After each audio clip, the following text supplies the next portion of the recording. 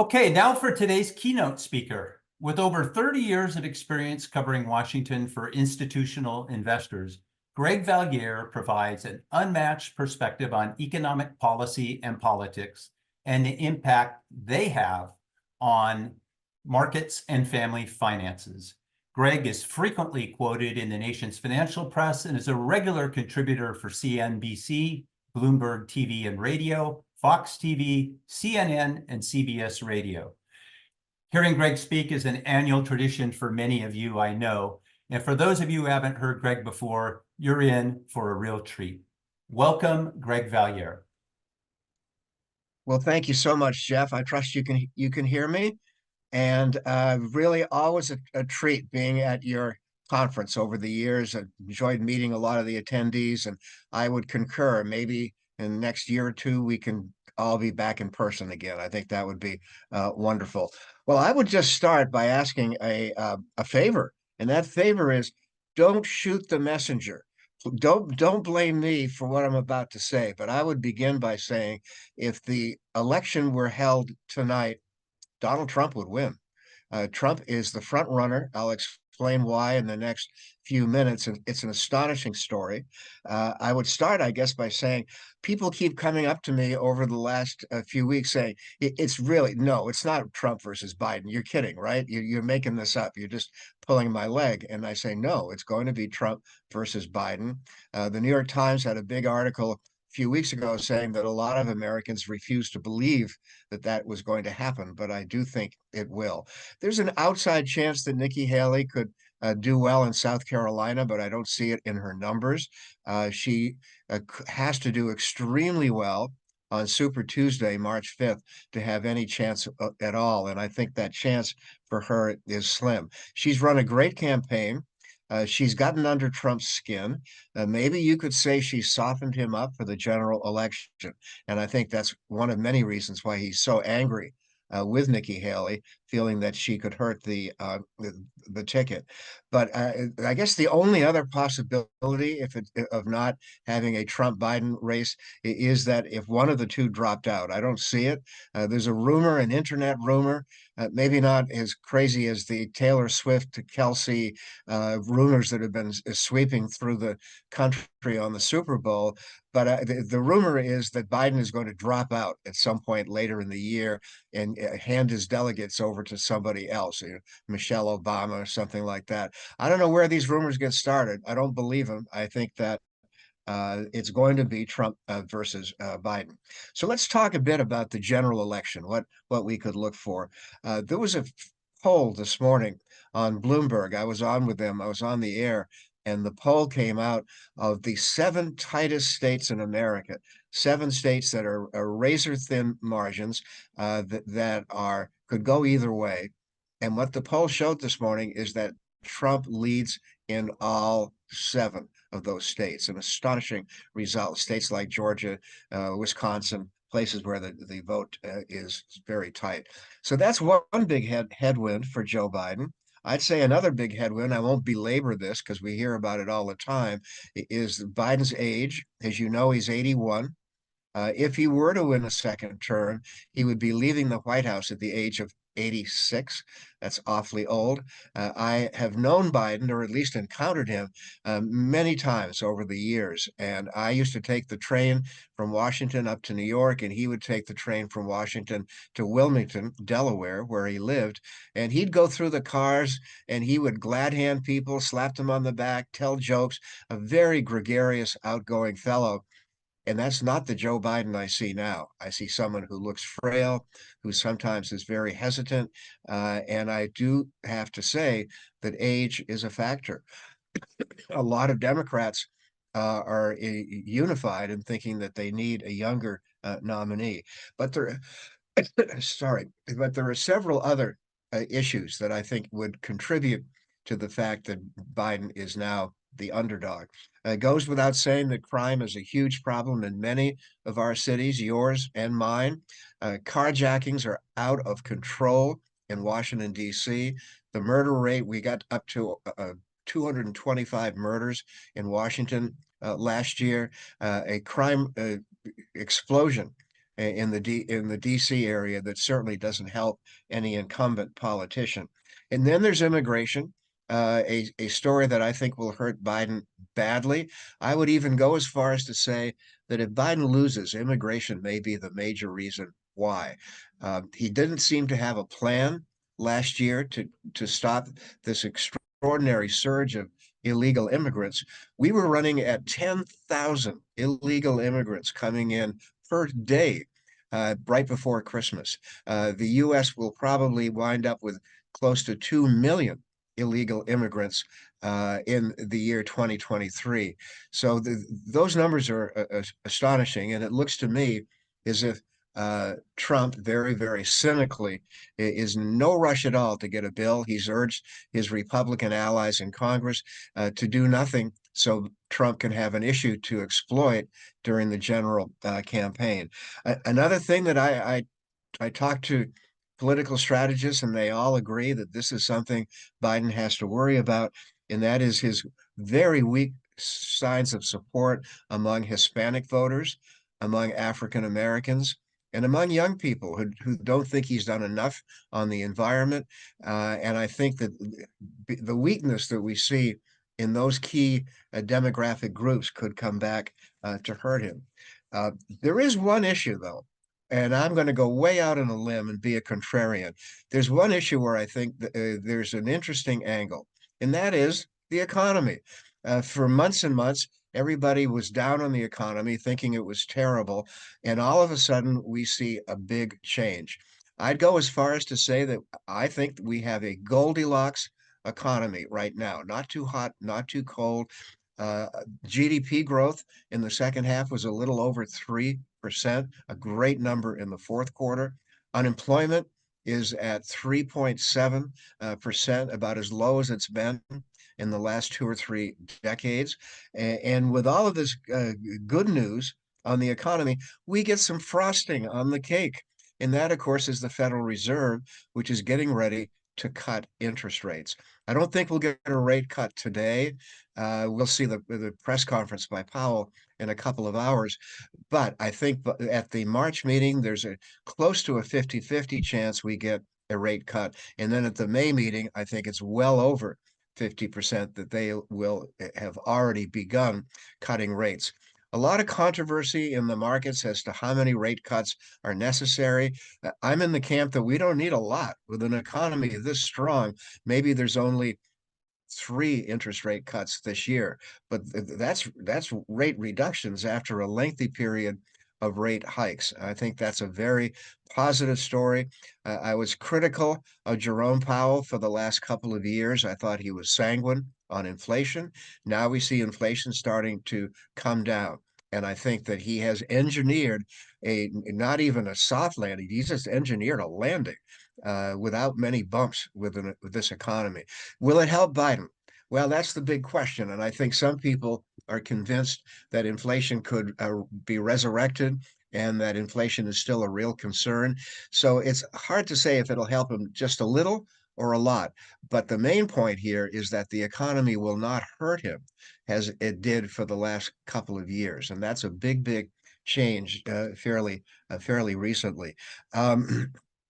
When I look at the flaws or the headwinds for Donald Trump, I'd start with age with him as well. He is going to turn 78 this spring.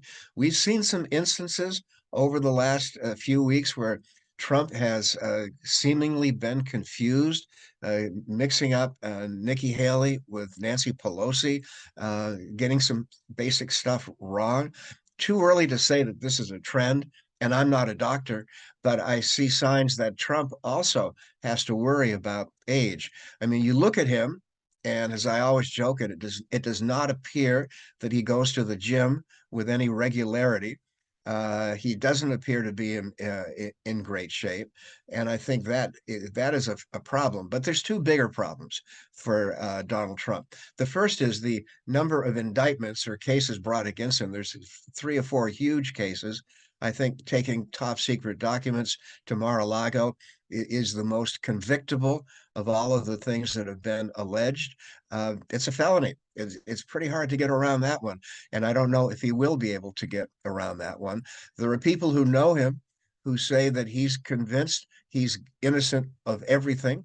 And if he does get elected, he apparently feels he could pardon himself. I mean, this gets pretty bizarre, but it's not out of the question that he could find a way to pardon himself, or he could serve as president if convicted, which is just, again, mind-boggling and not totally out of the question. The other problem for Trump, I think, is the most damaging one of all, and that is that is you've got the legendary Trump base, which is powerful, but I'm not sure it's big enough. I'm not sure he could get to 51, 52% of the vote. I think his base maybe could get him to in the 40s, but an awful lot of moderates, a lot of suburbanites, a lot of women showed some interesting attitudes coming out of New Hampshire about a week and a half ago. The exit polls in New Hampshire showed that moderates don't like him. And if he can't win over a sizable group of moderate voters, independent voters, I think it's going to be very hard for him to win the general election. It'll be close. And I worry about violence. I worry about an election result that is not clear for days and days. Hopefully, we'll avoid that. And I think, like many Americans, I hope that if it's close, it's not that close. That we will not have a razor thin result once again. Whoever wins, hopefully, would win clearly, not in a kind of a recount. I should spend a couple of minutes on the House and the Senate. As usual, very interesting narratives here. I think that it's quite likely that the House will flip from Republican control. They only control the House by 2 or 3 seats with a new rookie House Speaker who has had kind of a difficult, rocky beginning. But I think there's a decent chance the House will flip back to the Democrats. The key issue, abortion. We've seen that in many races over the last year or so. There's a widespread feeling among a majority of Americans that the Republicans have been too strident, have been a little bit too radical on abortion. And I do think that would contribute to the House flipping. Ironically, I think the Senate will flip as well from Democrat to Republican. And that's strictly a factor of who's up. As you know, every 2 years we get a third of the Senate up for reelection. And it just so happens that this time there are a lot of very vulnerable Democrats. And I think the House will flip. So you'll see Mitch McConnell back probably as the Senate Majority Leader, working with a very green rookie, the Speaker of the House, Mike Johnson. I probably should spend a couple of minutes. I think we're doing okay on time, Jeff. I probably should spend a little bit of time talking about the other big issue for the markets. And I would even argue the biggest issue of all. And that, of course, is geopolitics. A very explosive story right now, one where I think there's vulnerability also for Biden, but vulnerability for Trump when he says he could solve Ukraine in a day. It's not quite that easy. Let me take the three big geopolitical stories quickly. First of all, I think it's unlikely that we can get a truce in Ukraine. There are a lot of people who feel there could be negotiations, but I have felt for quite some time, as Jeff knows, that you're not going to get a deal on Ukraine unless Crimea can be addressed.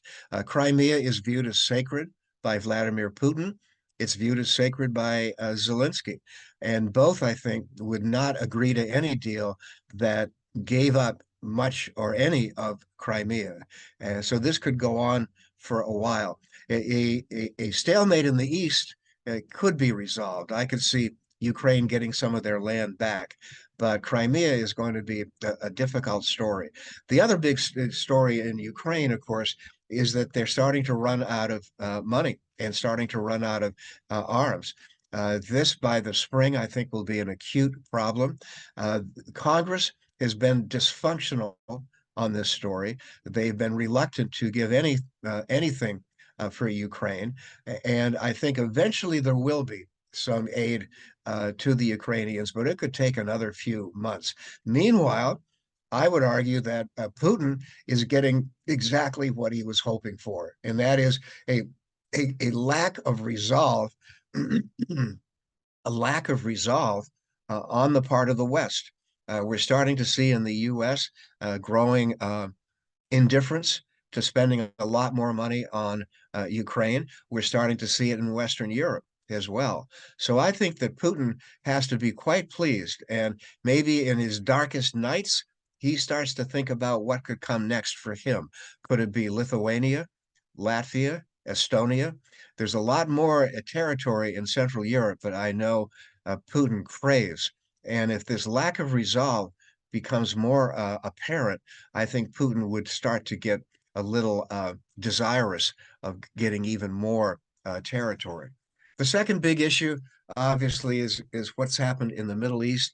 A horrible story that obviously Hamas instigated, but I think on the part of Israel, there's going to be a reckoning as well.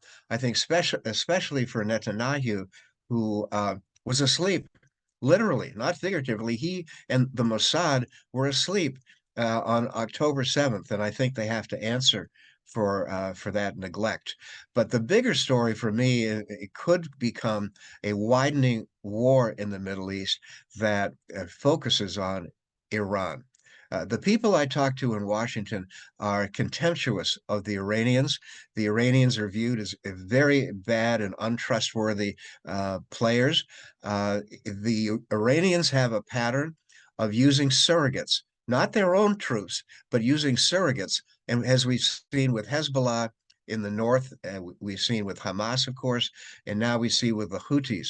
And I think the Houthis in the Red Sea run a risk of complicating the global supply chain. I think that the supply chain could become clogged, and that could bring back a little inflation scare. I'm not convinced that inflation is totally subdued. Not when I see Super Bowl tickets for $8,000 a ticket, and not when I see the Red Sea looking like it could become a real crisis. So I think the Iranians are going to become part of the conflict soon.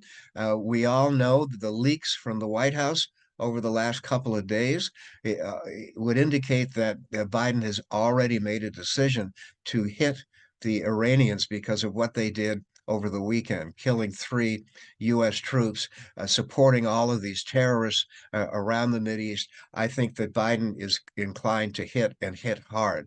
In fact, there were leaks this morning that the Biden administration might continue to hit the Iranians for weeks, not days, but for weeks. This is a big crisis that I think we're on the verge of, and I do worry that perhaps we will be in a situation where um, this could drag on for quite some time.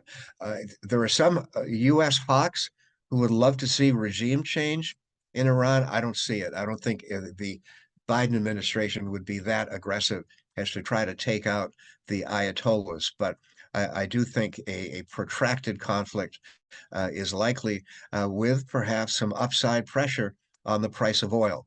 You certainly cannot rule that out. And then you have China. And on that one, I'm a little bit more sanguine. I'm not wildly bullish, but I do think that any kind of major conflict with the Chinese is not likely. I certainly don't see an invasion of Taiwan. That's very, very unlikely. I know that there's been off the record talks between Xi and Biden about the Chinese not interfering with our election, with the Chinese not overdoing it and giving arms to the Russians in their war with Ukraine. So I think that there'll be we're not going to kiss and make up with the Chinese, but I think that the countries will stay relatively compatible. Now, it's worth noting that here in Washington, there's a deep, deep antipathy toward the Chinese, a feeling that China has not played fair on trade, a feeling that China has not been transparent on COVID, a feeling that China has been hostile in the South China Sea, and on and on and on. There's a long laundry list that makes China very unpopular in this city. But my hunch is that Xi knows when to pull back and probably will not do anything dramatic over the next few months.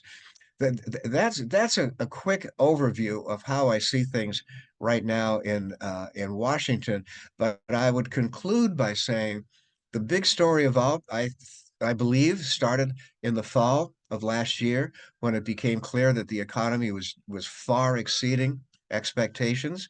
And here we are now on the last day of January, seeing an economy that is so strong that everyone is revising upward their GDP forecast. It won't last forever. Trend growth is only about 2.25%, and we cannot continue to grow at 3% GDP. That's not sustainable. That could actually begin to overheat the economy again. But I would say that moderate growth with declining inflation, with good fundamentals, is going to be the story for the economy, at least for the next several months. So, Jeff, I'm going to stop there and turn it back to you. Well, thank you, Greg. That was just tremendous, and I guess I struck the fear in all of you because we're actually ahead of schedule, which is great, and that means we have a little extra time for Q&A. We do have a few questions in. I'm going to switch over here to gallery view so we can get all of our presenters here on screen for a bit.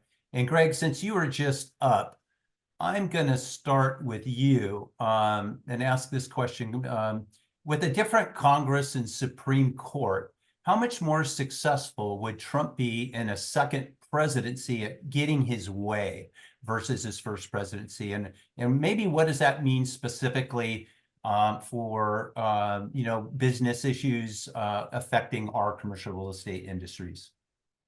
Yeah, it's an issue that people are worried about, quite frankly. America's allies around the world are worried about this. If Trump thought he could totally get his way, he's been quite candid in saying that initially, if he won, he would be a dictator.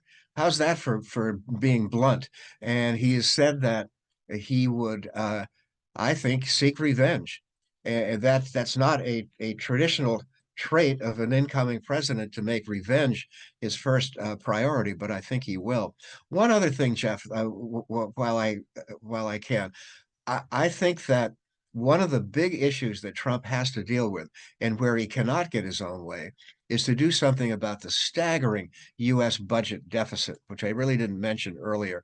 I think that when you look at last year, a good year, the economy was sound, no pandemic in the U.S., no war in the U.S. We ran a deficit of nearly $2 trillion with a pretty good economy. God forbid the economy should weaken. The deficit could exceed $2 trillion. The total U.S. debt is now $33 trillion. And when I talk to people on Capitol Hill, I get the sense that nobody has a plan. Nobody has an idea of what we're going to do to reduce the deficit. Nobody wants to cut Social Security. Nobody wants to cut defense spending. No one wants to hike taxes. And the list goes on and on and on of choices that are unpalatable. So this is an area where Trump is going to have to stand up to the plate. He has seemed in the past to be indifferent to budget deficits, but I don't think he can get away with that again.